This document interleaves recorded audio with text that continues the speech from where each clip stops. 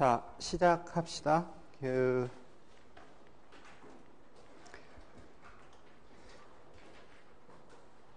잠깐만요.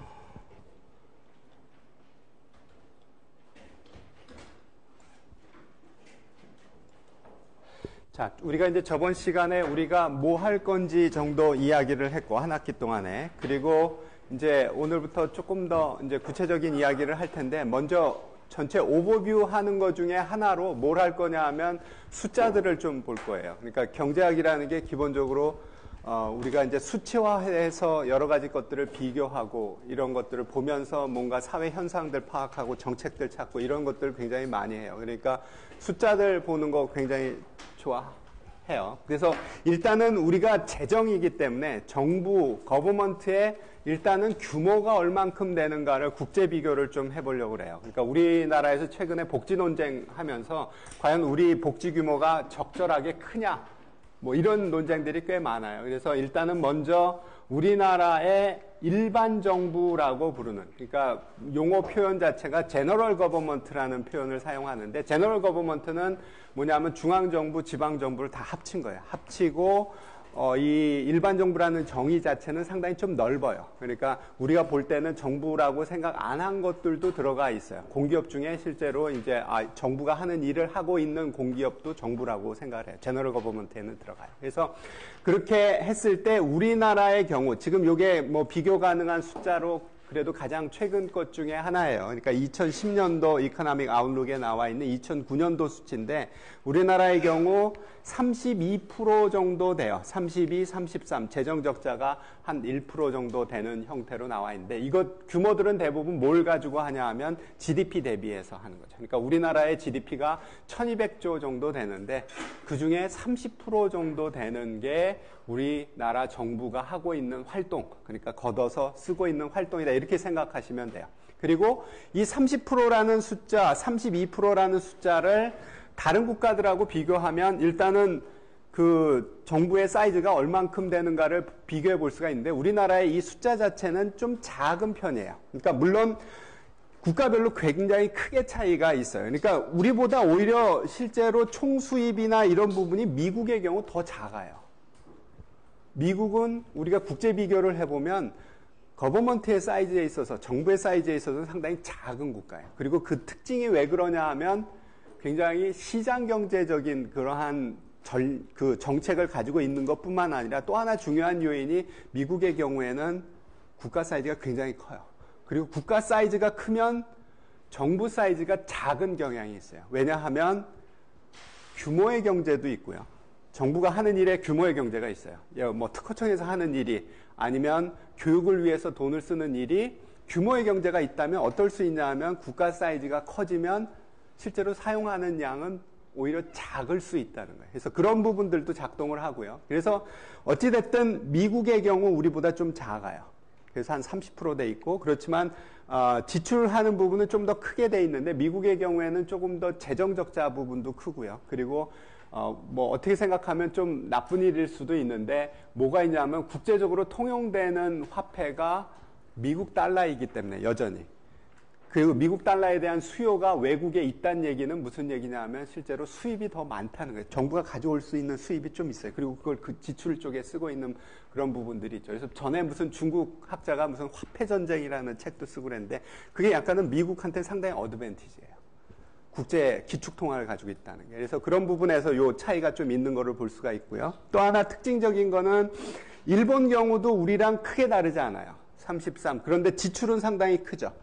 근데 이게 뭘로 채워지냐 하면 일본의 경우에는 재정 적자가 상당히 큰 부분으로 차지하고 있고 이게 90년대 들어와서 일본이 80년대 굉장히 호황이었어요.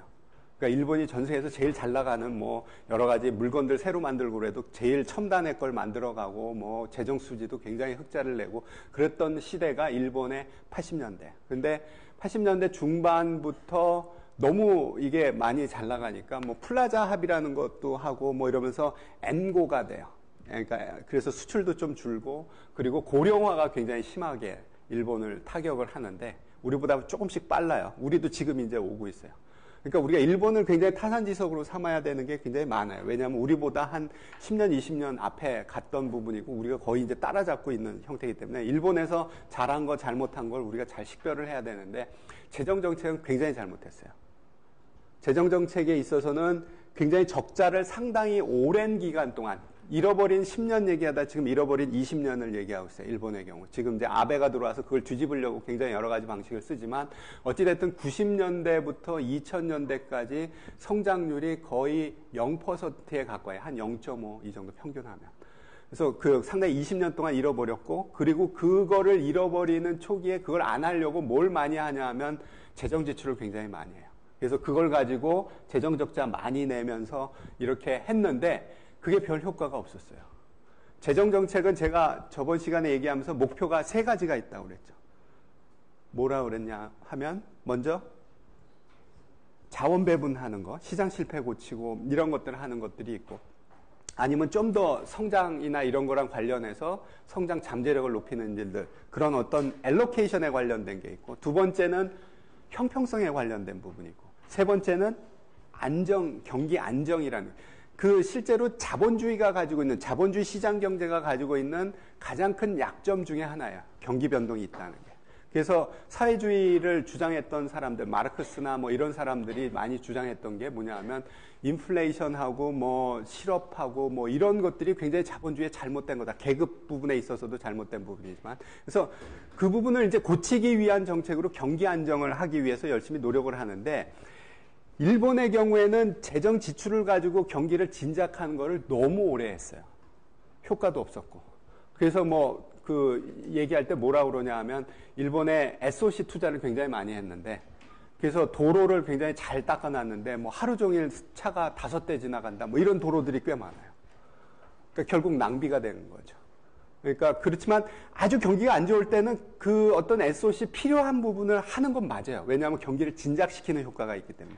그렇지만 그걸 쓸데없이 오랫동안 실제로 경기가 아주 근본적으로 기업 경쟁력이 있어야 되고 국가 경쟁력이 있어야 되는데 그걸 못 건드린 상태에서 이런 대증적인 요법의 경기 진작적인 재정 정책을 오래 쓰는 거는 실제로 돈을 낭비하고 실제로 경제를 잘못 만드는 거예요. 그래서 지금 현재는 일본이 OECD 국가 중에 국가 부채가 제일 많아요. 250 정도 돼요.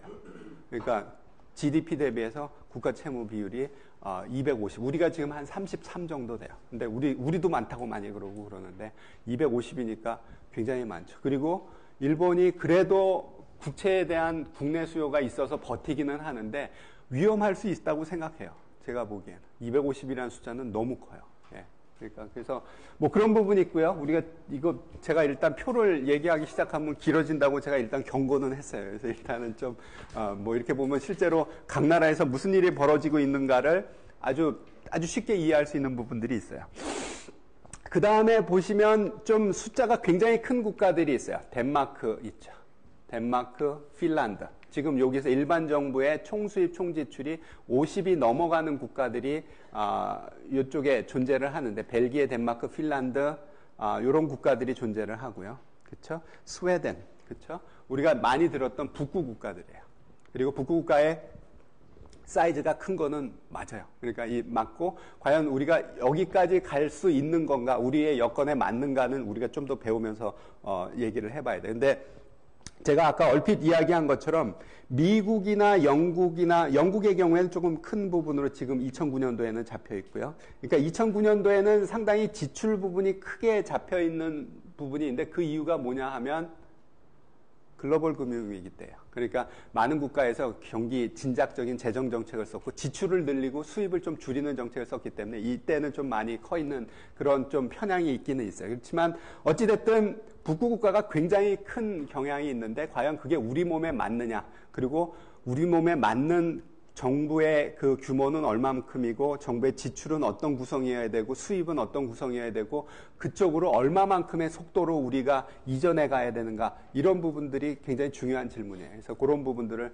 앞으로 좀 더 볼 건데 한 가지 뭐 얘기할 거는 아까 미국이 정부가 굉장히 작다고 그랬죠. 이유가 철학적으로 굉장히 다른 부분도 있고 접근 방법. 또 하나는 뭐냐 하면 정부, 그러니까 국가의 규모가 굉장히 크기 때문에 상대적으로 작아지는 부분이 있어요. 근데 북부의 경우는 그게 반대예요. 국가 사이즈가 상대적으로 작기 때문에 영토도 작고 그리고 인구 규모도 작고 그렇기 때문에 규모의 경제가 없을 수 있고요. 정부 지출에서. 제가 아직 많이 얘기는 안 했지만 정부 수입에 있어서도 국가가 크면 많이 걷기 힘들어요. 국가가 작으면 많이 걷는 게 좀 가능해요. 왜냐하면 국가 사이즈가 작아서 지금 서울시가 하나의 국가다 아니면 여기 성동구가 하나의 국가다 이렇게 생각을 하면 내가 돈 낸 게 나한테 온다는 게 굉장히 잘 보일 가능성이 있어요. 내가 돈을 냈더니 공원도 짓고 내 아들이 뭐 초등학교 갔는데 뭐 선생님 월급도 내가 낸 세금에서 가고 뭐 다 해서 잘 되고 있네 보니까 좀 더 내야지 이럴 가능성이 있어요. 근데 국가 사이즈가 굉장히 커지면 점점 내가 낸 돈이 나한테 온다라는 연결 관계를 굉장히 작게 생각할 가능성이 커요. 특히 부자가 되면 내가 낸 돈으로 다 뭐 딴 거 하고 나한테 하나도 안 와 이럴 가능성이 있기 때문에 국가 사이즈하고 조세를 걷는 거에 어떤 용이도 수용도 효율성 자체도 싹 관계가 될 가능성이 있어요. 그래서 작은 국가에서 실제로 조사 부담률이 커요. 우리가 경향을 보면. 그래서 그런 부분들도 우리가 감안을 하고 그래서 우리랑 어느 정도 맞을 거냐 이런 것들을 찾아가지고 봐야 되는 부분들이 있다 이렇게 생각을 해볼게요. 일단 전체 그 정부의 사이즈를 한번 봤고요. 지금 그 다음 표에서는 뭘 보냐 하면 정부에서 지출하는 주요 항목에 대한 것들을 국제 비교를 좀 해보려고 해요. 그래서 일단 우리나라의 경우 먼저 한번 쭉 그 최근 거를 쭉 봤는데 지금 요거는 어떻게 돼 있냐 하면 전체 정부 지출을 100으로 놨을 때 여러 가지 지출 분야가 각각 얼마나 차지하고 있는가를 보고 있는데 보시면 일반 공공행정, 그러니까 공무원들 월급 주고 지자체 운영하고 뭐 그런 부분이 한 15% 정도 되고요. 국방이 우리가 좀 큰 편이에요. 근데 많이 좀 줄었어요. 우리나라가 좀 경제적으로 더 커지면서 국방비에 들어가는 비중은 조금 좀 줄어들고 있는 모습을 볼 수가 있고요. 그래서 지금 현재는 한 8%, 9% 되고, 공공안전 치안이 이제 경찰 이런 쪽이에요. 그래서 이런 부분은 지금 4% 정도 돼 있고, 굉장히 크게 보이는 부분이 경제사업이에요. 이게 22%죠. 그러니까 지금 우리가 다른 어떤 지출 분야보다도 제일 커요. 근데 물론 조금 줄기는 했어요. 좀 줄기는 했는데 경제 분야에 우리가 굉장히 많이 써요. 경제 분야가 뭐냐 하면 중소기업, 농업 뭐 이런 쪽이에요. 우리가 경제 분야라고 분류하는데. 그러니까 우리나라가 굉장히 좀 개입적이에요. 경제. 우리가 저번 시간에 헌법 봤는데 뭐라 그랬냐면 헌법에서 이것도 정부가 하고 이것도 정부가 하고 이것도 정부가 하고 경제 활동 부분 중에 굉장히 많이 적시가 되어 있는 국가예요. 그래서 굉장히 많이 개입적인 부분들이 있고요. 환경 쪽, 그 다음에 주택 및 지역 개발, 보건. 보건 쪽도 한번 숫자를 일단 기억을 한번 해보세요. 이게 한 13% 정도 돼요. 그리고 오락, 문화, 종교 뭐 크지 않고요. 교육 쪽이 16% 이 정도 되고 있고요. 그 다음에 사회보호 부분이 이게 이제 그 좁은 의미의 복지 쪽이에요. 복지를 좀 넓게 정의하면 뭐 주택 부분 중에서도 뭐 복지로 넘어가는 부분들이 있고요. 보건 부분도 복지 쪽으로 좀 넘어가는 부분들이 있고, 뭐 경제 쪽에서 노동 관련된 것 중에 복지로 또 넘어가는 부분들이 있고 그래요. 근데 여기서는 좁은 정의로 되어 있는데 그게 한 12%쯤 돼 있고 조금씩 늘어나는 추세를 보이는 거는 볼 수가 있어요. 그래서 이렇게 되어 있는데 과연 지금 이런 식의 씀씀이라는 것이 과연 국제적으로 비교하면 어떨까를 보기 위해서 다음 거를 한번 봐봅시다. 그래서 보시면 일반 공공행정은 우리나라나 다른 국가나 비슷해요. 그러니까 공무원들 뭐 이렇게 쓰고 그러는 거는 그렇게 다르지 않다는 걸 생각할 수 있고요. 국방의 경우 우리가 8, 9 이렇게 얘기를 했었는데 물론 예외적인 국가가 하나 있어요. 전 세계 경찰 역할하는 미국은 국방비가 많죠. 그래서 미국을 제외하고는 대부분 2%, 3%대니까 우리가 지금 8% 쓰고 있으니까 이거 좀 정말 우리가 남북 대치 상황이 아니라면 그쪽에서 좀 돌려서 많이 쓸 수 있을 텐데 그쪽에 쓰고 있다 이렇게 생각을 하시면 되고요. 공공치안도 뭐 유사한 부분이고 이쪽은 좀 최근에는 오히려 늘리자는 얘기들을 해요. 우리가 좀 잘 살아가면서 안전 뭐 이런 것들 굉장히 많이 강조를 하면서 사람들이 또 원하고 국민들이 그러니까 그렇게 돼 있고요. 그 다음에 우리가 거의 2배 이상으로 많이 하고 있는 부분이 경제사업이에요. 우리가 22% 이렇게 쓰고 있는데 실제로 다른 국가를 보면 한 10% 정도밖에 안 써요. 그 얘기는 무슨 얘기냐면 여기에 뭔가를 줄일 수 있는 부분이 있다는 얘기예요. 근데 쉽지 않아요. 그러니까 저희 저 재정학 하는 사람들 맨날 이 숫자 보면 굉장히 명확해요. 그렇죠? 그냥 처음 봐도 이거 우리 뭔가 좀 아무리 우리나라랑 저 여건이 다르다고 그래도 우리가 경제 쪽에 우리는 20이나 쓰고 많이 쓸 때 30이나 쓰고 그러는데 딴 데는 보니까 10% 미만 쓰고 있는데 이게 맞는가 이렇게 질문 던지는 건 당연해요. 그리고 이거에서 그러니까 저쪽 중소기업에 너무 지원 많이 하는 거 아니야? 그러니까 아니면 농어촌에 너무 많이 가는 거 아니야? 무슨 이쪽에 다른 쪽에 무슨 이 경제 관련된 다른 분야의 사업들 이런 데 더 너무 많이 쓰는 거 아니야? SOC 너무 많이 쓰는 거 아니야? 이런 생각들을 하는데 잘 줄이질 못해요.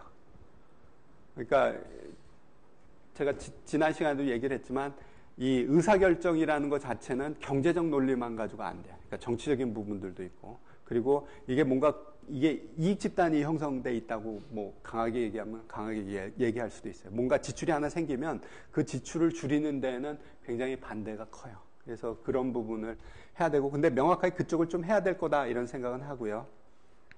보건 부분을 보면 우리가 한 12, 13 이렇게 썼는데 우리보다 많이 쓰고 있는 국가 대부분이 좀 우리보다 많고요. 그리고 우리가 그래도 잘 쓰고 있는 편이에요. 그리고 제가 요거 비교할 때 한 번 더 얘기할 건 뭐냐면 이거는 총 정부 지출에서 비중이죠. 그리고 총 정부 지출이 우리가 어땠냐면 다른 나라보다 작았어요. 우리가 32 정도, 33 정도 되지만 딴 데는 40몇 아니면 북구는 50이 넘어가는 상태였으니까 이게 무슨 얘기냐면 굉장히 작게 쓰고 있는 거예요. 실제로 보건에. 그리고 그렇지만 물론 친구들이 얼마만큼 병원 이용하고 우리나라 국민 건강보험 이거 이용하는지 모르겠지만 저는 보기에는 잘 돼 있는 시스템이에요. 그리고 저번 시간에 얘기를 했지만 건강보험에 대해서 정부가 개입해서 하는 거는 결국 뭐 때문에 그러냐면 역선택 때문에 그래요. 그리고 그거를 하나의 국가의 사회보험 시스템으로 만들어서 운영을 하고 그리고 상당히 비용을 절감하면서 잘 하고 있는 걸로 보여요. 그렇게 큰 숫자를 보면. 다른 나라에서는 총 지출의 15% 이렇게 쓰고 있는데 우리 그거 13%고 총 지출도 굉장히 작은 상태고 그 얘기는 굉장히 효율적으로 하고 있다는 거예요. 그래서 GDP 대비하면 훨씬 더 우리가 작은 걸로 나와요. 근데 수혜율 자체도 높고요. 그러니까 다른 국가들 이렇게 쓰고 있지만 미국 같은 경우에 건강보험, 의료보험이 엉망이라고 얘기해요. 그러니까 우리가 이제 과연 우리가 저번 시간에 이렇게 세 개의 어떤 자원 배분의 기제가 있는데 하나는 시장이고 하나는 정부고 하나는 가정, 개인 이렇게 하는 부분이 있는데 과연 정부가 어떤 사이즈로 얼만큼 개입해야 되는가가 굉장히 중요한 질문이고 그걸 어떻게 개입하는가 굉장히 중요한데 저는 의료보험의 경우에는 상당히 강력하게 개입하는 게 맞을 수 있다고 생각해요. 그러니까 이게 무슨 진보 진영이면 반드시 정부가 커야 된다, 보수 진영이면 정부가 반드시 작아야 된다 이런 논리보다는 훨씬 더 정확하게 논리를 이해하는 게 좋아요. 그러니까 건강보험의 경우에는 역선택이라는 문제가 너무 심각할 수 있기 때문에 그리고 건강이라는 게 어떤 의미에서는 굉장히 기본적인 권리이기 때문에 그거에 대해서 정부가 훨씬 더 강하게 접근을 하고 그리고 오히려 이거를 사회보험으로 진짜로 강력하게 하니까 오히려 비용이 덜 들 수도 있는 거예요. 그러니까 저는 우리나라 건강보험 시스템 괜찮다고 생각해요. 그리고 물론 병원은 안 좋아요. 우리 학교 병원 상태가 별로 안 좋죠. 이건 잠시 잘라야 될지도 모르겠는데, 그러니까 학교 이렇게 제가 이렇게 운영할 때 보면 병원이랑 이렇게 왔다 갔다 하는 부분들이 있는데 좀 더 우리가 병원에서 수익을 많이 내서 우리한테 왔으면 그러면 좀 더 많이 쓰고 그랬으면 좋을 텐데 그게 잘 안 돼요. 그리고 실제로는 최근에는 한양대학병원이 굉장히 좀 좋아지고 있어요. 추세가 좋아지고 있어요. 그러니까 좋아지고 있는데 전체적으로 우리나라 병원들이 다 안 좋아요. 대형 병원들만 빅5만 좀 살아남았다 그랬는데 최근에는 빅5도 적자예요. 예, 그러니까 무슨 아주 큰 병원들도. 그래서 그거 중에 아마 중요한 원인이 보험, 건강보험 이거를 다 무조건 전부 다 해야 되고 그리고 그거의 수가를 굉장히 인위적으로 낮게 하는 부분들이 작동하는 것 같아요. 그리고 그게 전체적으로 건강보험 지출은 좀 작게 하지만 병원들의 수지는 좀 나쁘게 만드는 부분들이 있어요. 그러니까 그것도 아마 조절을 좀 해야 될 부분이 있고요. 그래서 보건은 우리가 잘하고 있다고 저는 생각해요. 그리고 미국이 이렇게 많이 쓰고 있음에도 불구하고 건강보험 없는 사람이 엄청 많아요. 무지 큰 문제예요. 미국에서는. 그래서 오바마 정부 들어왔을 때 제일 큰 게 이슈가 뭐였냐 하면 의료보험이에요. 그래서 그거 개혁해가지고 하는데 그것도 지금 한 절반쯤 했어요. 절반쯤 했고. 그리고 우리가 그거 들여다보면 우리나라 시스템처럼 오는 거예요. 좀 더 사회보험적 성격을 강하게 하는. 그러니까 미국이 굉장히 시장주의이기 때문에 건강보험에서도 뭘 했냐 하면 굉장히 시장주의적인 접근을 했어요. 그러니까 건강보험이라는 게 기본적으로 얘기한 역선택 문제가 있다는 걸 같이 인식하는 거예요. 그러니까 그거를 뭔가 보험을 하고 다 해야 되는데 그 보험에서 역선택 문제를 해결하기 위해서 어떻게 했냐면 얘네들은 뭐 이 건강보험 회사를 위에서 매니지하는 시스템을 만들어가지고 얘네들이 매니지를 하면 건강보험 비용을 좀 통제하면서 의사들 뭐 이것들 잘 하면서 할 수 있을 거라고 믿었어요. 그리고서는 그렇게 해서 그런 식의 그 건강보험 시스템을 미국에서 했는데 실제로는 누구가 배가 불러졌냐면 건강보험 시스템을 매니지하는 데만 배가 불러지고 실제로 의사들 돈 없고 환자들 쩔쩔매고 그런 상태로 갔어요. 그래서 그거를 좀 바꿔야 돼요. 그래서 그런 부분들 때문에 그렇다. 그리고 마지막 뭐 교육 두 개 남았네. 교육 쪽은 우리가 여전히 좀 많이 쓰는 편이고 우리나라에서의 교육에 있어서 제일 큰 부분은 지방교육 교부금이라는 제도가 있어요. 지방교육 교부금은 우리나라 내국세라고 얘기하는 게 근간 세목들이 다 들어있어요. 개인소득세, 법인세, 부가가치세 이런 것들이 내국세인데 중앙정부가 걷는 주요 세목을 내국세라고 통칭을 하는데 내국세의 20%를 무조건 어떻게 하냐면 20.7%인가 보다. 제가 지금 갑자기 숫자가 까먹었네요. 근데 그거를 무조건 시도교육청으로 나눠주게 돼 있어요. 그래서 지방교육 교부금이라는 제도가 우리가 그 한국 전쟁 이후에 생겨서 지금까지 유지되고 있고 그리고 그 비율이 조금씩 계속 올라가고 있어요. 그래서 교육 쪽에 굉장히 많이 투자하는 국가예요. 우리나라의 경우. 그래서 뭐 이렇게 비교를 해봐도 다른 국가들 보면 13% 뭐 10% 9% 그런데 우리의 경우에는 15% 뭐 16% 이런 정도 되죠. 그래서 그래도 여전히 많이 하고 있는 부분이고요. 제일 부족한 부분이 어디냐 하면 사회보호 부분이에요. 그러니까 이런 쪽에 우리가 돈을 더 써야 된다라는 것, 그러니까 복지 쪽을 키워야 된다라는 명제가 굉장히 쉽게 설득될 수 있어요. 그러니까 뭐 다른 나라는 지금 뭐 전체 정부 지출의 뭐 40% 가까이 40% 이렇게 아니면 미국 같은 게 굉장히 시장주의이기 때문에 20% 정도 쓰고 있는데 우리는 여기에 얼만큼 쓰기냐면 12%밖에 안 쓰니까 빨리 증가시켜야 되는 거 아니냐. 그 설득력이 있어요. 그러니까 이거를 증가시키는데 과연 어느 부분에 얼마만큼의 속도로 증가시켜야 되는가 이런 거에 대해서 많이 좀 논쟁을 해야 되는 부분들이 있다 이렇게 생각하시면 돼요. 그 다음 슬라이드는 좀 넘어가고요. 그 다음에 제가 요거 슬라이드는 저희 교재에는 없고 제가 그냥 포함시켜 놓은 거예요. 그래서 보시면 우리가 OECD에 가입을 했고 OECD 에 가입을 하면 가장 큰 제가 생각할 때 좋은 점은 뭐냐 하면 국제적으로 비교할 수 있는 것들이 가능해요. 정책도 비교하고 여러 가지 어떤 데이터들도 비교하고 그래서 비교를 하는데 여기 나와 있는 데이터는 뭐냐 하면 OECD에서 얘기하는 소셜 익스펜디처 라는 데이터예요. 소셜 익스펜디처는 기본적으로 사회복지 지출이라고 생각하시면 돼요. 그 국가의 사회복지 지출을 국가별로 이렇게 비교를 하고 있는데 여기 보시면 우리나라의 경우 저쪽 제일 뒤쪽에 있어요. 지금 7%쯤으로 지금 요 2007년에 기록돼 있고 지금 우리나라의 요 숫자가 얼마쯤 와 있냐면 한 10%쯤 와 있어요.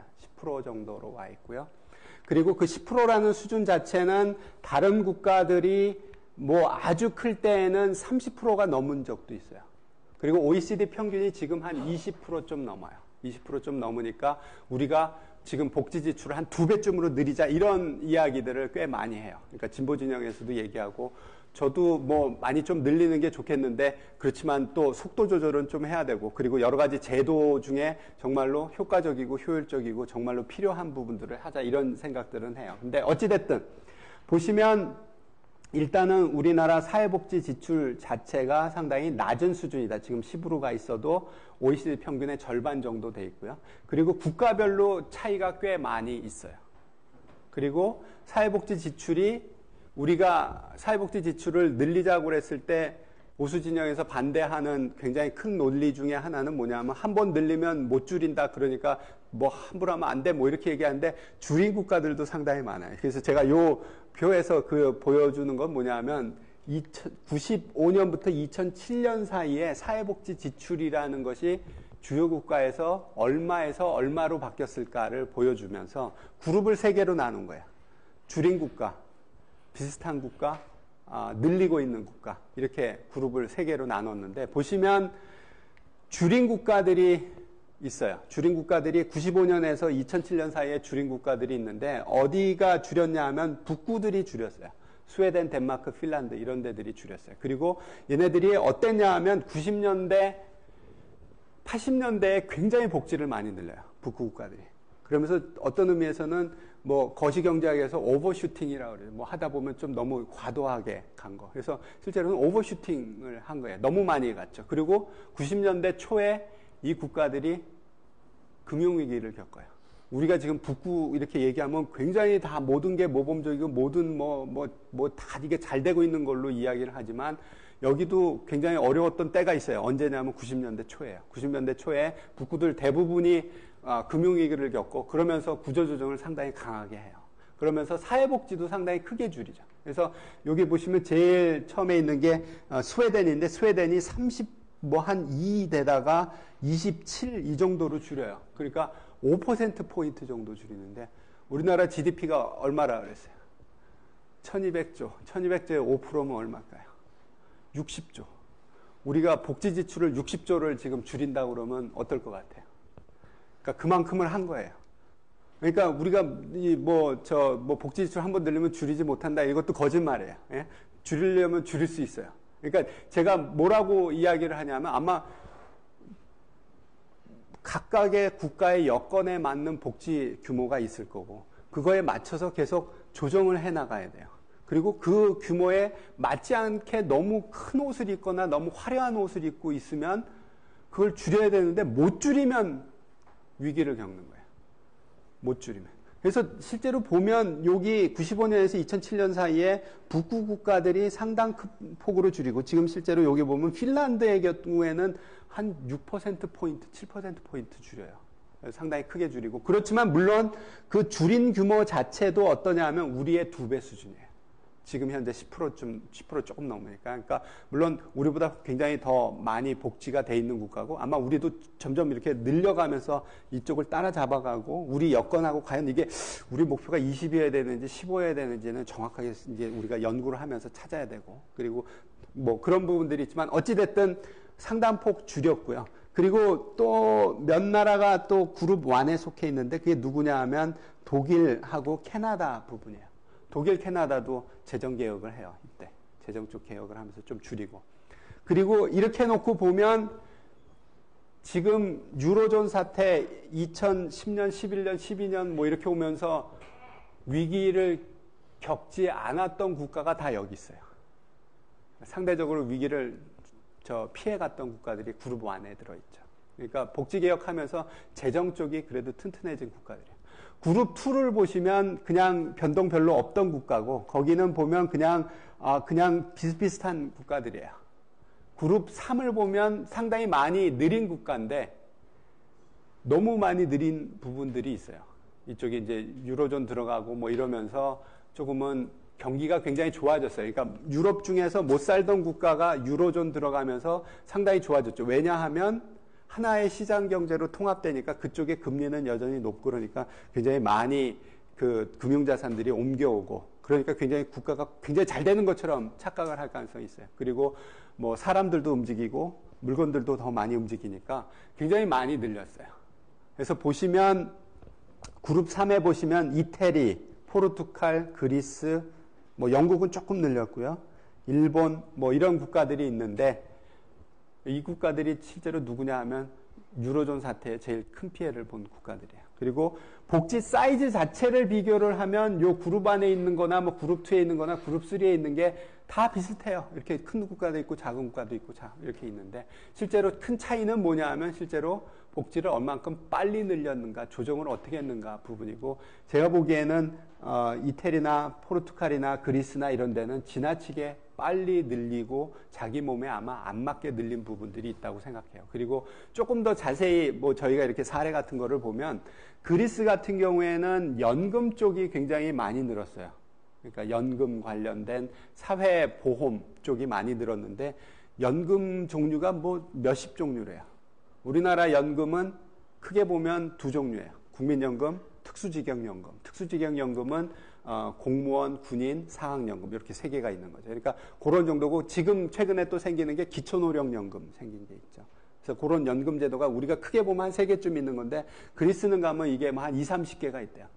그리고 굉장히 자기가 돈을 내지 않았음에도 불구하고 여러 가지 입법 절차를 통해서 연금 받는 부분들이, 권한을 받는 경우들이 꽤 많아졌고, 그게 어떤 의미에서는 굉장히 저는 생각할 때 그렇게 좋은 제도는 아니에요. 그래서 기초노령을 너무 크게 하게 되면 보험의 성격이 아니라 그냥 보호의 성격이 되고, 그거를 일반 조세를 가지고 하다 보면 너무 부담스러워질 가능성도 있어요. 그래서 뭐 그런 내용들도 조금은 자세히 봐야 될 부분들이 있어요. 그래서 이런 식의 변화들이 있고, 이거를 보면 그러니까 우리가 결국 잘 살아져 가면서 정부의 사이즈가 커져요. 그리고 그거를 와그너 법칙이라고 얘기를 해요. 우리가 이제 경제학에서 와그너라는 경제학자가 그걸 처음으로 보면서 잘 살아지면 좀 더 정부가 커지는구나. 그러니까 그런 경향이 있구나. 이런 얘기를 했기 때문에 와그너 법칙이라고 하는데, 와그너 법칙 성립해요. 우리나라의 경우에도 정부 사이즈가 점점 커져요. 그리고 지금도 커지는 상태고. 그렇죠? 근데 그렇게 커지면서 결국 잘 살아지면서 커지면서 마지막 단계에서 커지는 거는 크게 보면 두 가지예요. 복지하고 건강이에요. 그게 사람들이 원하는, 소득이 높아지면 마지막 단계에서 원하는 게 그런 부분이기 때문에, 교육, 국방, 뭐 경제 이런 거는 기본적으로 다 그냥 아마 GDP 성장하고 좀 비례하거나 비례보다 안 높게 커지니까, 비례보다 높게 커지는 큰 부분이 실제로 건강하고 복지 부분이에요. 그래서 건강 복지 부분을 과연 어떻게 해야 되는가가 재정 지출 부분에서 제일 중요한 문제예요. 우리나라의 경우 복지를 어떻게 해야 되는가, 건강보험을 어떻게 해야 되는가. 일반 정부의 총수입, 총지출 말고 우리가 이 언론을 보면 자주 등장하는 그거하고 유사하지만 조금 더 좁게 정의되어 있는 용어가 뭐가 있냐면 조세부담률이라고 국민부담률이라는 숫자들이 많이 등장을 해요. 우리나라의 경우에 실제로 언론에서 제일 많이 보는 숫자예요. 그러니까 일반 정부 총지출, 일반 정부 총수입은 언론에 잘 등장 안 해요. 그건 OECD에서 전체 비교할 때 많이 쓰고, 실제로 많이 등장하는 단어는 국민부담률하고 조세부담률인데, 국민부담률이라는 건 뭐냐 하면 기본적으로 조세부담률에 사회보장 부담금을 더한 거예요. 우리나라의 사회보장 부담금은 크게 보면 네 가지예요. 국민연금, 건강보험, 산재보험, 그 다음에 고용보험. 이렇게 네 개, 4대 중요한 우리나라의 사회보험에 들어가 있는 거에 부담금들을 여기에 집어넣고 있는데, 그거에 우리나라의 경우에 그것을 합친 것을 쭉 보시면 쭉 올라가고 있어요. 그러니까 뭐 전에 75년도에는 15%밖에 안 됐던 것이 20%, 지금은 26% 정도 와 있어요. 26% 정도 와 있고, 아까 일반 정부의 총 지출하고는 보다는 좀 더 작아요. 그러니까 거기 일반 정부의 총 지출에는 다른 부담금들도 다 들어와 있어요. 무슨 환경부담금, 무슨 뭐 담배에 붙은 부담금, 뭐 이런 것들도 다 들어와 있고, 좀 더 포괄적으로 정의되어 있고, 뭐 공기업 쪽에서 뭐 하는 거 이런 게 다 들어와 있으니까 좀 더 넓고, 여기는 우리가 얘기하는 중앙정부, 지방정부, 거기에 조세하고 실제로 사회보장 부담금만 이렇게 해서 보면 그게 26 정도 되고, 그게 어떠냐 하면 다른 국가들하고 비교하면 여전히 낮아요. 그러니까 일반 정부보다는 숫자가 전체적으로 낮아져 있고, 그리고 우리나라의 경우 그게 26 정도 되는데, 저쪽에 이제 복지국가 같은 경우에 그게 한 45% 가까이 그렇게 가 있는 걸 볼 수 있고요. 그리고 일본의 경우가 우리보다 조금 많아요. 28%. 그 다음에, 잠깐만요. 미국이 잘려 있는 모양인데요. 미국이 잘려 있어서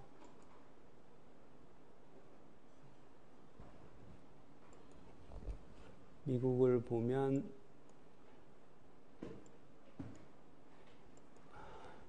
24% 되네요. 그러니까 우리보다도 작아요. 실제로 미국이 우리보다도 작은 형태로 되어 있는 걸 볼 수 있어요. 그래서 뭐 숫자 얘기하다 보니까 굉장히 좀 길어졌는데 조세 쪽은 제가 넘어갈게요. 조세 쪽은 어차피 001에서 많이 이야기할 테니까 조세 쪽은 쭉 넘어가고 쭉 그리고 우리 책이 이제 미국 교과서에서 출발을 했기 때문에 미국 얘기들도 좀 있는데 최대한 저희가 하면서 줄이기는 했어요. 근데 뭐 여전히 들어있는 부분들은 제가 간단하게 그냥 넘어갈게요. 1장 맨 마지막에 하나만 더 언급하고 1장 그 뒤에서 조금 하나 더 언급할 건 있지만 그거만 하고 넘어갑시다. 국가 부채, 국가 채무라는 용어를 쓰는데 우리가 보통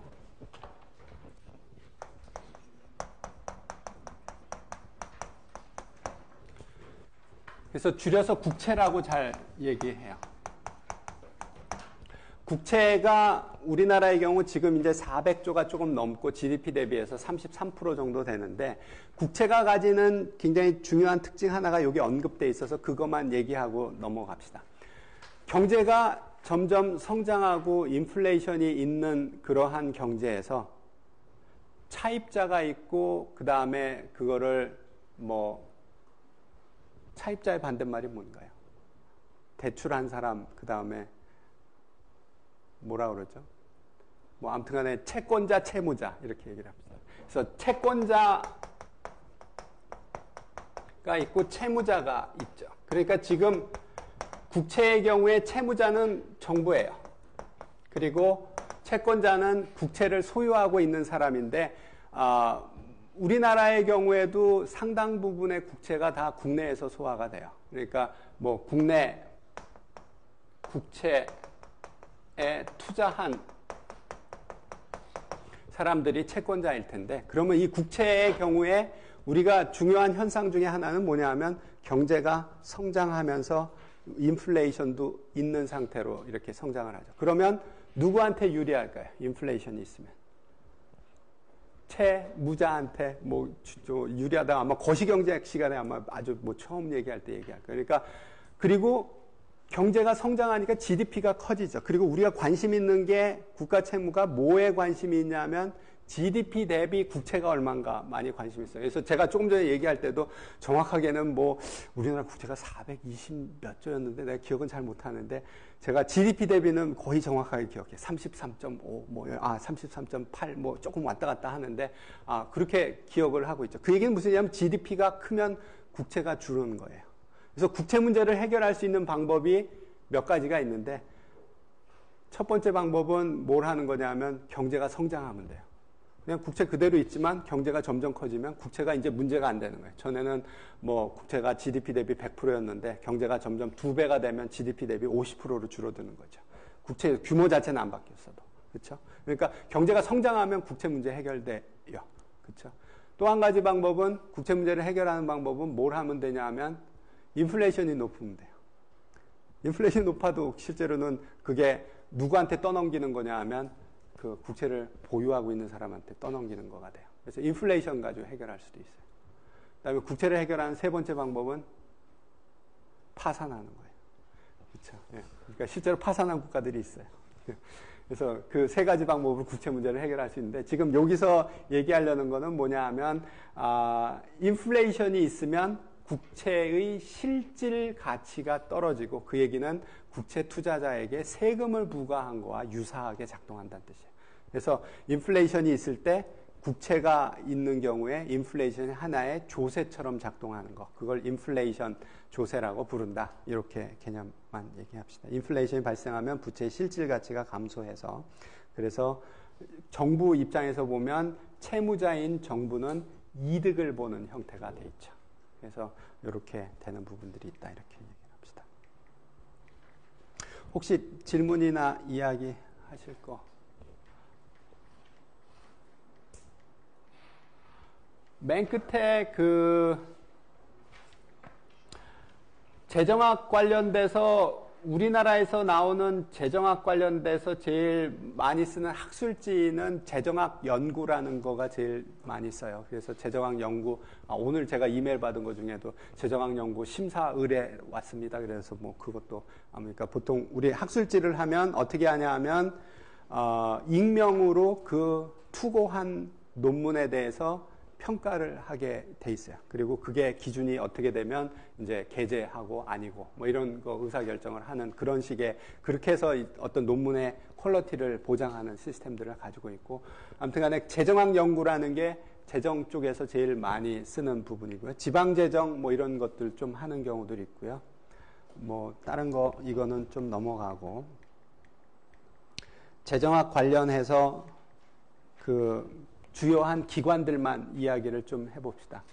재정학 관련해서 정부가 출연연구소들을, 우리나라는 출연연구소 시스템을 가지고 있는데, 누가 있냐 하면 한국조세연구원인데 이름 바꿨어요, 최근.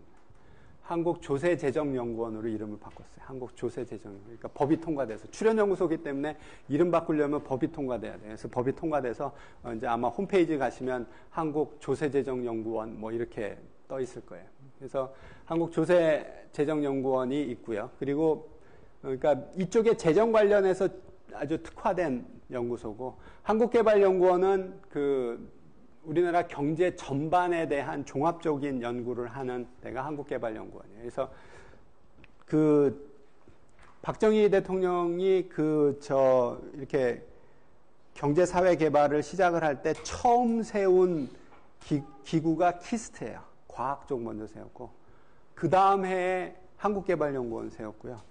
그 다음 해에 교육개발원을 세웠을 거예요, 아마. 그래서, 그러니까 아마 이 경제사회 발전하는데 필요한 게 뭐 과학, 교육, 그 다음에 뭔가 전체적인 경제에 대한 전략, 뭐 이런 거에서, 그러니까 뭐 나름 생각할 때는 잘 했다고 얘기를 해요. 그러니까 뭐 당연히 뭐 제가 한국개발연구원에 잠깐이라도 있었어요. 그러니까 당연히 우호적으로 발언할 수밖에 없겠죠. 그래서 제가 한 1년 7개월 있었고, 그 다음에 한국조세재정연구원은 제가 2008년도에 제가 안식년, 연구년이었는데 그때 조세연구원에 1년 동안 왔다 갔다 하고, 지금도 양쪽 기관이랑 일들 계속 많이 해요. 그래서 그렇게 돼 있고요.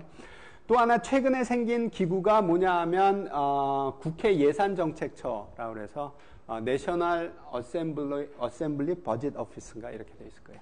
그래서 그 예산정책처에서도 상당히 연구를 많이 해요. 조세재정 관련된 연구들 많아서, 저 친구들 뭐 조세재정 관련된 보고서나 무슨 최근 거를 보려고 하면 요 세 군데 웹사이트를 가면 거의 대부분의 자료들을 찾을 수 있어요. 그리고 만약에 정부의 거를 그대로 찾는다 그러면 기획재정부 가시면 되고요. MOSF, 그렇죠? Ministry of Strategy and Finance, 아니면 국회 국세청. 그러니까 결국 우리 재정학 하는 사람들이 제일 많이 관련된 출연연구소 정부기관은 여기 있는 6개예요. 그래서 제가 외부 활동하러 왔다 갔다 하면 결국 요 6군데 중에 한 군데 왔다 갔다 해요. 예, 그래서 이렇게 되고 있다. 이런 정도 이야기를 합시다.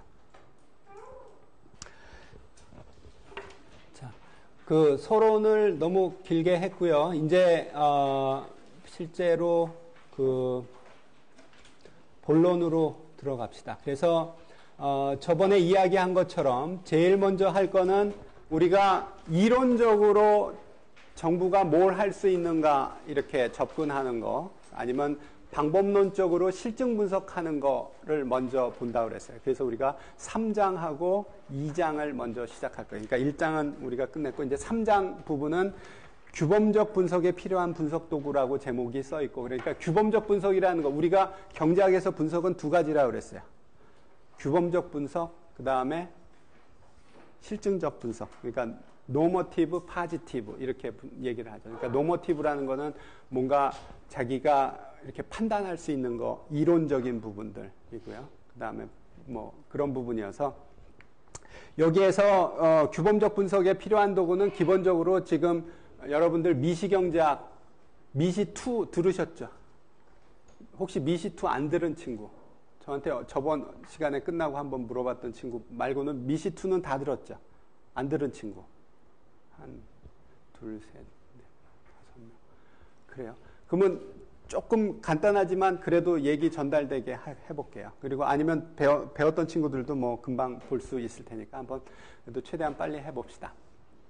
지금 우리가 30분 남았으니까 제 의도는 오늘 3장을 거의 끝내볼까 그랬는데 지금 1장을 너무 길게 얘기를 해서 아무튼 해봅시다. 그래서 후생경제학, 웰페어 이코노믹스라고 얘기하는 거가 이제 경제학 중에 하나의 분야인데 미시경제학 중에 이제 후반에 속하는 부분인데 이 후생경제학에서 하고 싶은 거는 뭐냐 하면 어떤 여러 가지 경제의 어떤 배분, 어떤 자원 배분 상황들이 여러 개가 있는데 조금 이따 볼게 아담하고 이브가 그 사과하고 나뭇잎을 나누는 그 배분을 하는 거를 우리가 뭐 예로다 볼 텐데 그런 어떤 그 자원 배분에 있어서 여러 가지 대안들이 있는데 그것들을 비교하는 거예요. 그걸 비교를 해서 뭐가 사회적으로 바람직할까? 뭐가 아담한테 좋고 동시에 이브한테도 좋은 상황일까? 이런 것들을 분석해내는 그리고 그걸 분석해내면서 거기에 가기 위해서는 어떤 경제 체제를 갖고 어떤 경제 정책을 갖는 게 좋을까? 이걸 물어보는 경제학의 분야를 뭐라고 부르냐면 후생경제학이라고 불러요. 그러니까 웰페어에 대해서 보고 웰페어를 증진시키기 위한 경제 제도, 그 다음에 경제 정책 이렇게 생각하는 부분. 그래서 그거를 우리가 뭐 얘기하는 분석 틀이고요. 그러니까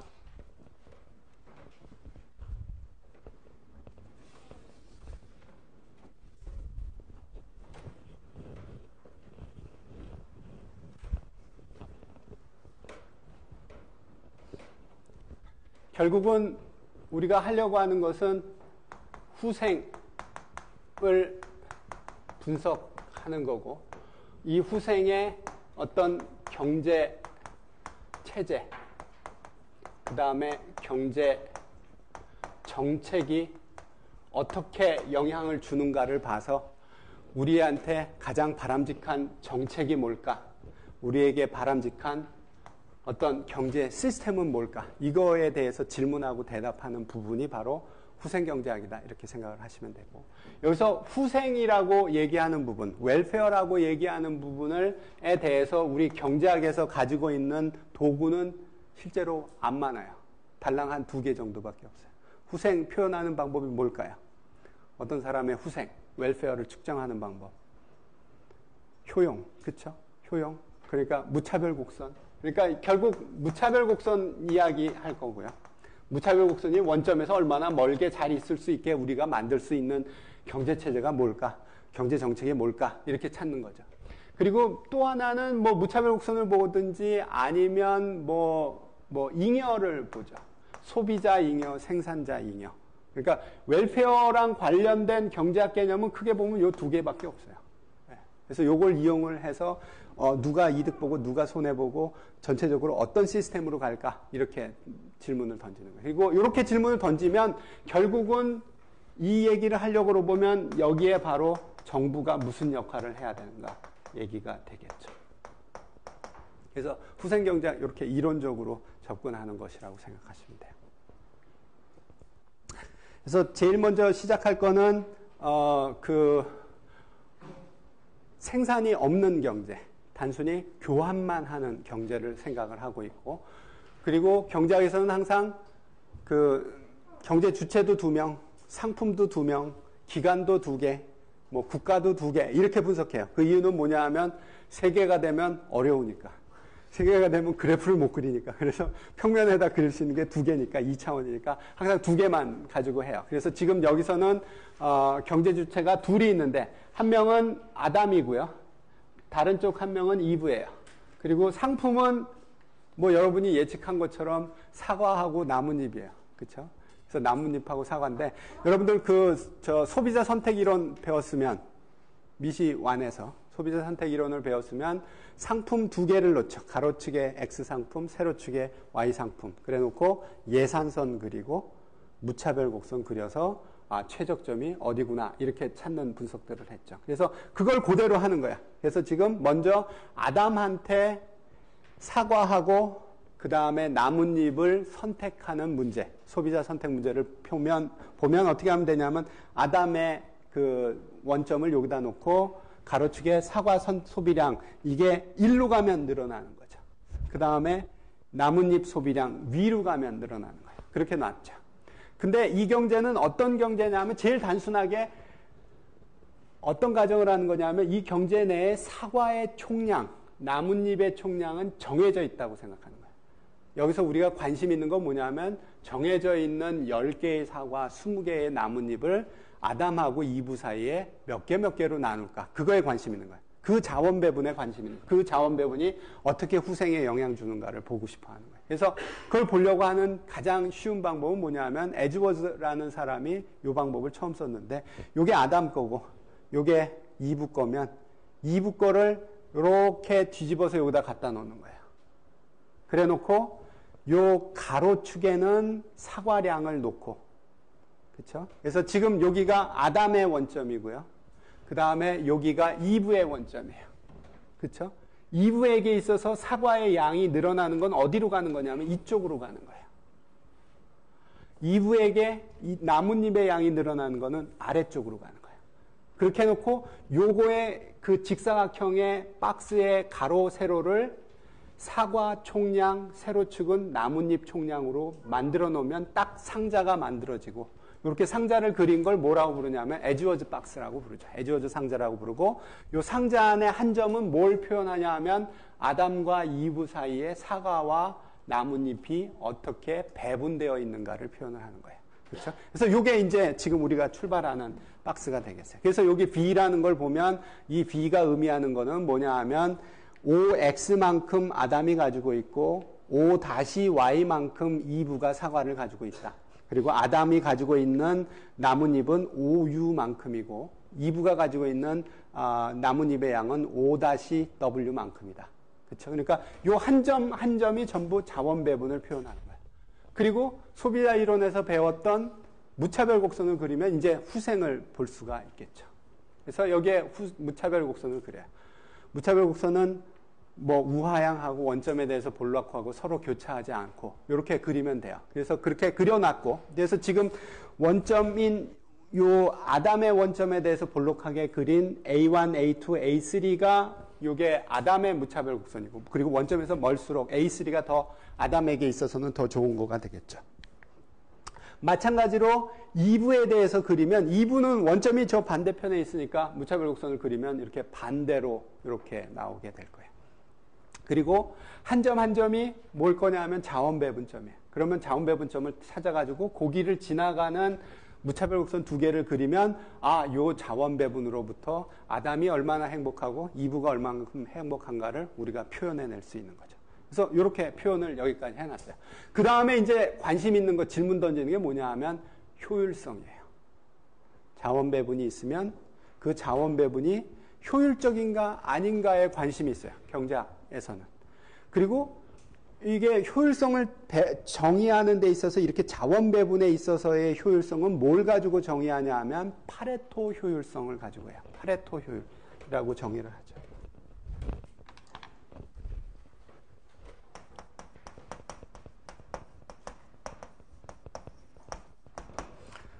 오늘 이제 그 경제학자들 이름이 많이 나오네요. 맨 처음에 뭐 와그너도 나오고 에즈워즈도 나오고 그다음에 이제 저 파레토라는 사람도 나왔는데 파레토라는 사람이 개념화한 요 상태의 효율성의 개념은 뭐냐 하면 다른 사람의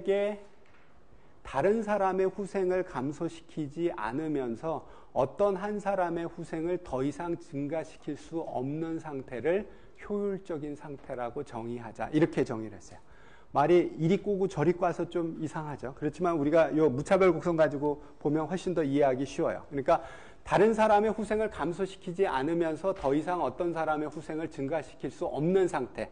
그게 효율성이 달성된 상태고 그걸 거꾸로 뒤집으면 어떤 다른 사람의 후생은 감소시키지 않으면서 어떤 사람의 후생을 증가시킬 수 있는 점이 있다면 그 처음 출발했던 점은 효율적인 점이 아니란 뜻이에요. 그렇죠? 그렇게 개선하는 걸 파레토 개선이라고 불러요.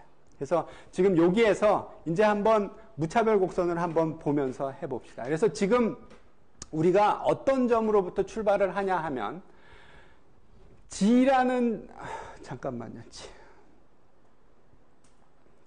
G라는 자원 배분점부터 있다고 생각해 봅시다. G라는 자원 배분이 있었어요. 그래서 G에 가 있고요. 그리고 그러면 G면은 어떻게 될 거냐 하면 아담의 경우에는 AG만큼, 그러니까 여러분들 추측하겠지만 A는 아담이에요. 아담이 G만큼 G라는 저 상품 묶음을 소비했을 때 지나가는 무차별 곡선이니까 AG만큼의 만족도를 느끼고 있을 거고, 그리고 2부는 얼만큼 느낄 거냐 하면 2부의 2고, 그 다음에 G를 지나가는 점이니까 요 빨간색 요거만큼 느끼고 있을 거예요.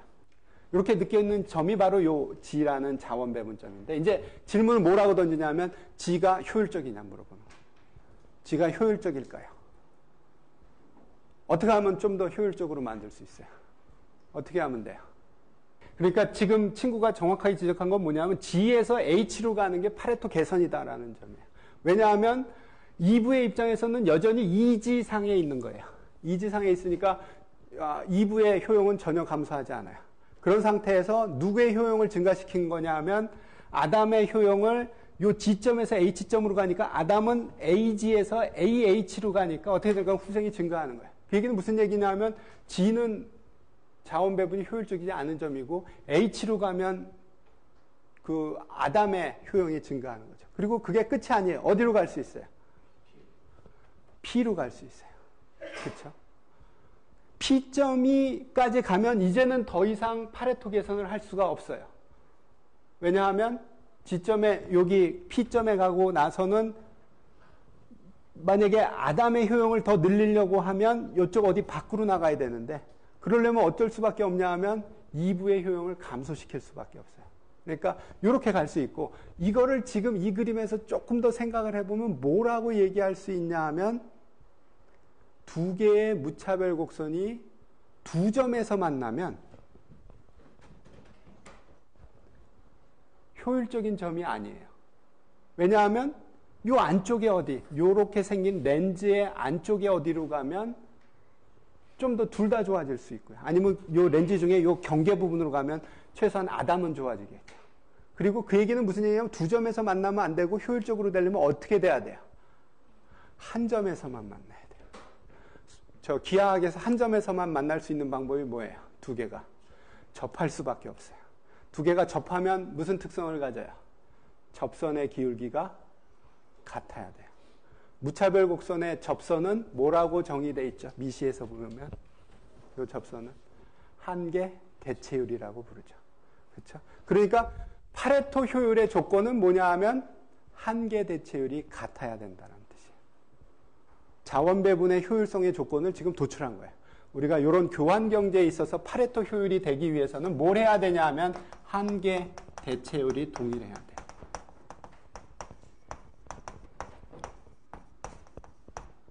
그리고 그 점을 이제 찾아가면 돼요. 그래서 지금 여기가 파레토 효율적인 자원 배분점이고요. 그 다음에 슬라이드에 있는 거는 거꾸로 이제 그 아담을 고정시켜 놓고 2부 거를 올리는 부분이 되어 있어요. 그리고 그 다음 슬라이드에서는 아무튼 간에 요 렌즈가 생기면 두 점에서 만나면 무차별 곡선 가운데 있는 렌즈 안쪽으로 보내면 둘 다 개선이 되는 거겠죠. 그래서 이렇게 될 거고, 결국 파레토 효율적인 점은 어떤 점들의 모임이 될 거냐 하면 두 개의 무차별 곡선이 접하는 점들의 집합이 되면 그게 파레토 효율적 점들의 궤적이 되겠죠. 그래서 지금 여기에 나와 있는 요 짙은 선, 그러니까 두 개의 무차별 곡선이 접하는 점들을 모아놓은 점들을 바로 파레토 효율적인 점들의 모임이고, 그게 효율성을 만족하는 점들이에요. 그래서 경제학자들은 어딜 가고 싶으냐 하면 이 밖에 있다면 이쪽에 가고 싶은 거예요. 효율적인 점.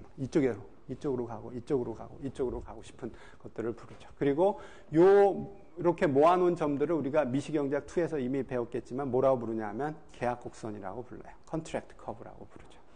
그리고 이 컨트랙트 커브는 지금 여기 평면은 사과하고 나뭇잎의 평면에다가 표시를 했지만 어디다가 표현할 수도 있냐 하면 아담의 후생, 이브의 후생으로 표현할 수도 있어요. 그러니까 지금 여기서는 사과하고 나뭇잎이지만 여기에 아담의 후생, 유아담, 그 다음에 2부 이쪽 평면으로 옮길 수도 있죠. 그러니까 여기 P1이라는 점은 아담은 이만큼, 2부는 요만큼. 2부는 꽤 멀고 아담은 좀 가까이 있고, 그러니까 아담은 좀 작고 2부는 여기 높고, 그러니까 여기가 P1 어딘가일 거고, 여기 P4는 거꾸로 아담은 좀 많고 2부는 좀 작고, 뭐 이런 식의 점을 여기 상에 컨트랙트 커브 상에 있는 점을 이쪽 평면으로 옮길 수 있어요. 그리고 이렇게 옮겨놓은 선을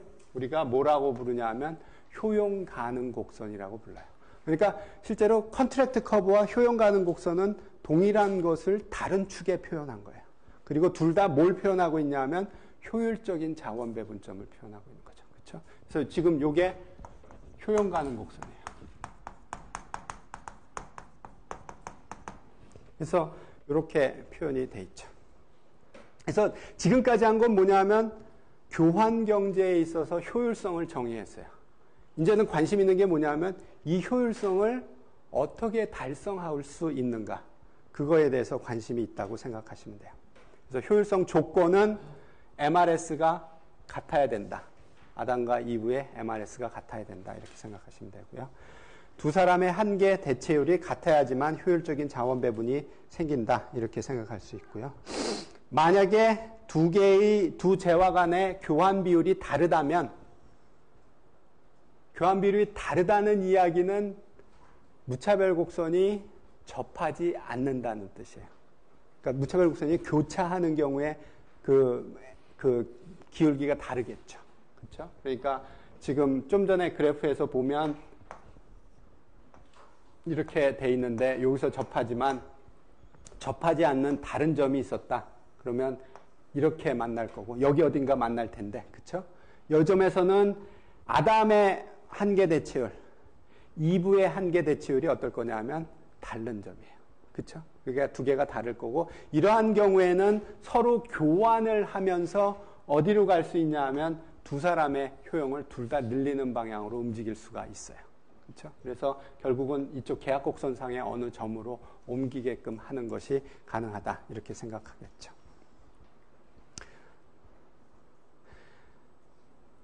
지금까지는 이해됐죠? 지금까지 한 건 뭐 딴 거 없어요. 교환 경제에 있어서 효율성 조건 찾은 거고, 여기에 조금 더 이제 복잡하게 만들기 위해서 이제는 생산을 들여와요. 생산을 들여오면 좀 전에는 전체 사과양과 나뭇잎 양이 정해져 있다고 가정을 해서 출발을 했죠. 그러니까 경제학 모형은 어떠냐 하면 뭔가 일단은 외생적으로 주어진 게 있어야 돼요. 모든 걸 다 내생하면 문제 못 풀어요. 그러니까 뭔가 밖에서 정해진 게 있는데, 좀 전에는 뭐냐 하면 그 전체 그 소비할 수 있는 총량이 정해져 있다. 그래 놓고서는 문제를 푼 거고, 지금 이제 문제를 조금 더 복잡하게 만들기 위해서 뭘 하냐 하면 생산 자체가 변화할 수 있다. 나뭇잎 생산과 사과 생산이 가능하다. 그래서 그렇게 생산을 하는데, 다만 그때도 그냥 내버려 두면 아무것도 못해요. 그러니까 뭐라고 생각하냐면 전체 자원 자체는, 예를 들어서 지금 뭐 사과와 나뭇잎 생산하는데 노동과 자본이 들어가는데 노동 총량, 자본 총량은 정해져 있다. 그랬을 때 그 정해진 자본 총량, 노동 총량 하에서 생산할 수 있는 최대한의 사과와 나뭇잎은 이만큼이다. 먼저 찾은 다음에 그 다음에 그거를 배분하는 거를 찾는 거예요. 그래서 지금은 어떻게 할 거냐면, 좀 전에는 교환만 얘기했었는데 교환이 아니라 생산까지 들여오는 거죠. 그래서 교환 플러스 이제는 생산까지 이야기를 하고, 다만 교환을 할 때는 생산된 양이 정해져 있는 거고, 생산을 할 때는 어떻게 되냐 하면 생산 요소의 총량은 정해져 있는 상태예요. 고정되어 있는 상태. 그래서 지금 요 경제를 살펴봅시다. 그러면 아까 그린 그림하고 똑같은 그림을 뭐에 대해서 그릴 거냐 하면, 여기에 가로축에는 자본량, 세로축에는 노동량, 그래 놓고 여기 원점은 사과 생산, 여기 원점은 나뭇잎, 이렇게 하는 거죠. 그래 놓고 아까는 무차별 곡선을 그렸는데 이제 뭘 그리냐 하면 무차별 곡선이 아니라 이렇게 그리면 뭘 그려야 될 것 같아요? 네? 뭘 그려야 되죠? 생산 요소가 정해진 상태에서 얘네들 생산하는 거니까 무차별 곡선이 아니라 생산 쪽인데 무차별 곡선에 대응되는 생산 쪽에 등량 곡선을 그리는 거예요. 그러니까 우리가 지금 여기서 등량 곡선을 그리고 요게 여기가 사과의 원점이고 여기 등량 곡선은 뭐냐면 사과 100단위를 생산할 수 있는 자본과 노동의 조합인 것들을 쭉 모아놓은 거죠. 이게 등량 곡선이에요. 그러면 이게 사과의 등량 곡선이고 거꾸로 나뭇잎의 등량 곡선을 그릴 수가 있겠죠. 나뭇잎의 등량 곡선을 그리고 여기서 효율적인 부분, 지금 이거는 이제는 교환의 효율성이 아니라 생산의 효율성이에요. 생산에 있어서 효율적인 점은 어디가 될 거냐 하면 두 개의 등량 곡선이 접하는 점들이 되겠죠. 그리고 이 접하는 점들을 쭉 모아가지고 그리면 그게 계약 곡선이 될 거고, 그렇죠? 그 계약 곡선을 어디로 옮기냐 하면 사과량과 나뭇잎량 쪽으로 평면을 옮겨버리면 그러면 그걸 뭐라고 부르냐 하면 생산 가능 곡선이라고 불러요. 그러니까 우리가 지금 이 3장은 미시경제학 전체를 하는 게 아니라 그냥 요약을 하니까 좀 이렇게 펑펑 뛰는 거예요. 그렇죠? 그렇지만 개념은 그렇게 어렵지 않아요. 그러니까 혹시 지금 이거를 못 따라오면, 그리고 아까 우리 미시2 안 들은 친구들은 미시2 한번 그 후생경제학 부분을 따로 한번 쭉 그 챕터를 한번 읽어보세요. 그러면 될 거예요. 그래서 이렇게 보면, 그러면 여기 상에 있는 계약 곡선을 이제는 여기 연간 사과 소비량, 연간 생산량, 요거 평면으로 옮기면, 그러면 이쪽 부분은 굉장히 사과는 작고 나뭇잎이 많은 거, 이쪽은 사과는 많고 나뭇잎이 적은 거, 이렇게 해서 그림을 그릴 수가 있고, 그거를 우리가 뭐라고 부르냐면 요 생산 가능 곡선이라고 부른다. 그래서 생산 가능 곡선이 여기에 나와 있겠죠. 그리고 생산 가능 곡선은 어떤 점을 표현하냐 하면 생산의 효율성이 보장되는 점들이에요. 요거 선상에 있는 점들은 다 어떤 점들이냐 하면 생산의 효율성이 담보되어 있는 점이에요. 그러면 일단 생산을 어딘가 하죠. 그러면 요 점을 잡은 다음에는 다시 요거 이렇게 박스를 그리면 얘 박스가 누구랑 똑같아졌어요? 아까 교환에 있어서 에즈워즈 상자하고 똑같아지죠. 그러면 이제 생산 부분, 교환 부분 다 되는 거예요. 그리고 요 안에서 실제로는 여기에 또다시 계약 곡선을 하나 그릴 수 있고, 그렇죠? 그러면 무차별 곡선 그릴 수 있고요. 그래 놓고 여기서 또 교환의 효율성이 있고 교환과 생산 간의 또 효율성이 있어요. 그래서 그거 조건들을 다 같이 보면, 그러면 생산 경제까지 포함한 그러한 경제에 있어서의 효율성 조건들을 도출할 수가 있어요. 그리고 그것들을 우리가 이야기하려고 하면 거기에는 개념이 한계 기술 대체율이 같아야 되고 한계 대체율이 같아야 되고, 그리고 또 하나는 뭐가 같아야 되냐 하면 한계 변환율과 한계 대체율이 같아야 된다. 이런 얘기를 하죠. 그래서 우리가 이게 완전 미시 그건 아니니까 그냥 제가 간단하게만 넘어갈게요. 그래서 그 생산 가능 곡선의 기울기가 바로 뭐냐 하면 한계 변환율이라고 부르고, 한계 변환율은 marginal rate of transformation이고, 그 얘기는 무슨 얘기냐면 아까 거기서 그렸던 생산 가능 곡선에서 사과 한 단위를 얻기 위해서 포기하는 나뭇잎의 양이에요. 그리고 그 그래프 상으로 보면 한계 변환율은 사과 생산이 좀 작을 때는 낮다가 사과 생산이 많아지면 점점점 높아지는 이런 꼴을 갖죠. 그렇죠? 그래서 사과 생산이 많아지면 어떠냐 하면 사과 생산을 하나 더 하기 위해서 들어가는 한계 비용이 꽤 높은 거예요. 그래서 그리고 반대로 이쪽에 그 나뭇잎의 생산에 들어가는 한계 비용은 오히려 작은 거고. 그래서 이 한계 변환율 자체는 굉장히 높은 값으로 나오겠죠. 그래서 그렇게 되어 있고, 그리고 요 효율성 조건은 이렇게 표현이 돼요. 생산까지 넣었을 때 효율성 조건은 첫 번째는 MRS가 각 경제 주체별로 같아야 된다. MRS 아담과 MRS 2부가 같아야 되고, 그 다음에 MRTS, 여기에는 표현이 안 돼 있지만,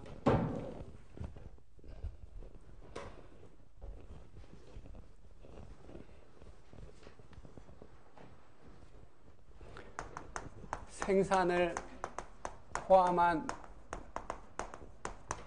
경제에서의 효율성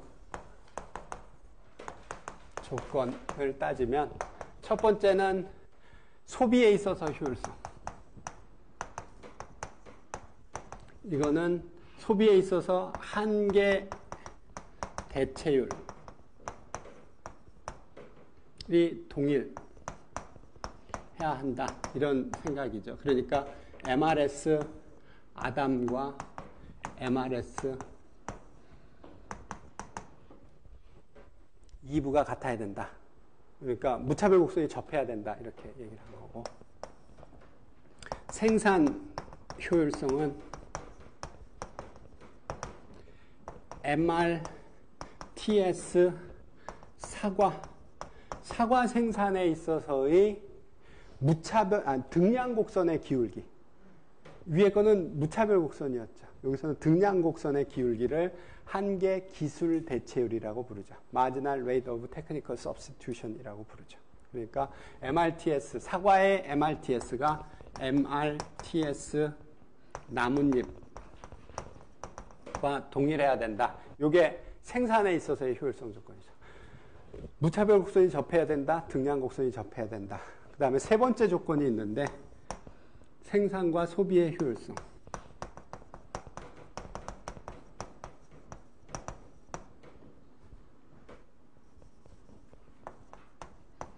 이거는 MRT, 한계 변환율, Marginal Rate of Transformation. 그리고 요거는 생산 가능 곡선의 기울기예요. 생산 가능 곡선의 기울기가 MRS와 같아야 된다. MRS 아담, MRS 2부와 같아야 된다. 이게 생산과 소비의 효율성 조건이에요. 그래서 요 세 가지가 성립되면 요 생산 경제에 있어서 파레토 효율성이 만족되는 점이라고 생각할 수 있어요. 그래서 일단은 저희가 리뷰를 하는 거니까 그렇게 뭐 자세히는 못 봤고 그렇게 뭐 하지는 못했는데, 일단은 제가 생각한 것보다 좀 진도는 느린데 요거 하나만 더 하고 끝냅시다. 그래서 이렇게 해서 후생 분석을 해가지고 과연 이 요 효율성을 어떻게 하면 달성할 수 있는가에 대해서 사람들이 연구를 했고, 그 연구를 해서 가장 중요한 결과가 두 개가 있는데, 그 두 개의 결과를 뭐라고 부르냐면 후생경제학 제1정리, 그다음에 후생경제학 제2정리라고 불러요. 후생경제학 제1정리는 뭐라고 부르는 거냐 하면, 완전 경쟁 균형은 파레토 효율적이다. 그게 후생경제학 제1정리예요. 지금 여기에 숫자만 써서 뭐 좀 그렇지만 그냥 말을 쓴다면, 그러니까 후생경제학 제1정리,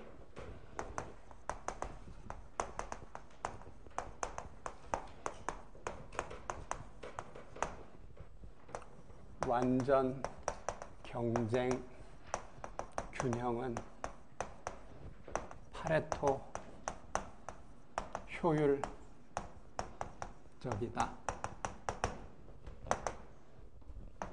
이게 후생경제학 제1정리예요. 그리고 이게 공공경제학의 출발점이에요. 실제로는. 완전 경쟁 균형은 뭘 의미하냐 하면, 시장이 완전 경쟁이면서 분권화된 의사결정을 하는 것을 완전 경쟁 균형이라고 불러요.